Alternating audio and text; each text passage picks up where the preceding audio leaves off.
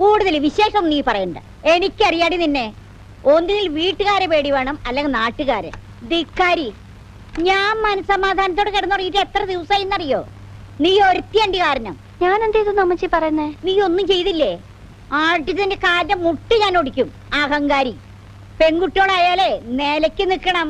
നിലക്കില്ലാതെ ഞാൻ അമ്മച്ചിയുടെ തലയിലാണോ കയറിയിരിക്കുന്നത്? മിണ്ടി പോരുത് നീ. ഇങ്ങനെ ചീത്ത വിളിക്കാനാണോ അമ്മച്ചി എന്നെ തിരക്കിട്ട് ഇങ്ങോട്ട് വിളിച്ചു വരുത്തിയത്? ചീത്ത വിളിക്കല്ല, നിന്നെ കൊല്ലുക വേണ്ടത്. ആരാ കുഞ്ഞമ്മേ? അല്ല, ഞങ്ങളെ വീട്ടിൽ ഓരോ വിശേഷങ്ങൾ പറഞ്ഞിരിക്കായിരുന്നു മോളെ. ചവിട്ടുള്ള ഒരു പശുവിനോട് എന്റെ രണ്ടാമത്തെ മോൻ പറയാ നിന്നെ കൊല്ലുക വേണ്ടേന്ന്. അതിനെ പറ്റി പറഞ്ഞോണ്ടിരിക്കായിരുന്നു. മോൾക്ക് ഓർമ്മയില്ലേ ക്ലാരെ? കുഞ്ഞമ്മയുടെ മോളാണോ? ആ, 7 കൊല്ലം മുമ്പ് അവളിവിടെ ക്രിസ്മസിന് വന്നിരുന്നു. ആ, ഓർമ്മയുണ്ട്. ആളങ്ങ് വലുതായല്ലോ. നീയോ ഒത്തിരി പൊക്കം വെച്ചു. നീയോ? ഇതാരാന്നുണ്ട് നിന്റെ വിചാരം? ചെമ്മീൻ കമ്പനിയിൽ നിനക്ക് ജോലി കിട്ടുമ്പോ നിന്റെ മുതലാളി ഈ കുട്ടി, മനസ്സിലായ?